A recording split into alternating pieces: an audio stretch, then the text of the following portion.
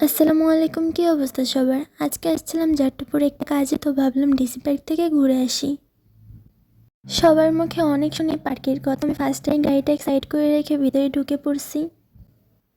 এসে শুরুতেই দেখতে পেয়েছি পানির উপরে আর কি রেলিংয়ের মতো করে ছোটো ছোটো ব্রিজের মতো করে দেওয়া। এর নিচে হয়তো পানি থাকে, কিন্তু এখন যেহেতু বৃষ্টি হচ্ছে না তাই এখানে পানিও নাই।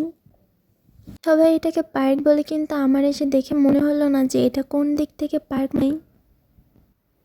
যদি নদীর পাশ থেকে কিছু চেয়ার দেওয়া থাকতো তাহলে হয়তো দেখতে আরও বেশি সুন্দর লাগতো। আর এটা হচ্ছে পুরানো পোস্ট অফিস, যেটাতে এখন কোনো কিছুই করা হয় না, একদম পুরানো পড়ে আছে। আর দেখতে পুরাটা একদম ভূতরে বাড়ির মতো লাগে। এইটা আমার কাছে কোনো দিক থেকে পার্ক মনে হয় নাই, তবে বিকালে বসে গল্প করার জন্য একদম পারফেক্ট একটা জায়গা মনে হচ্ছে।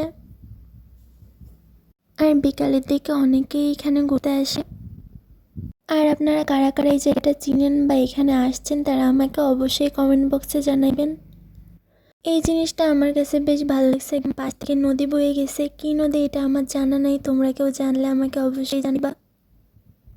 তবে আমি মনে করি এখানে এসে ঘোরার জন্য, নদীর হালকা হাওয়া উপভোগ করার জন্য বিকাল টাইমটাই বেস্ট। যেহেতু এটা ফাঁকা জায়গা, হয়তো সকালে অনেক রোদ থাকে।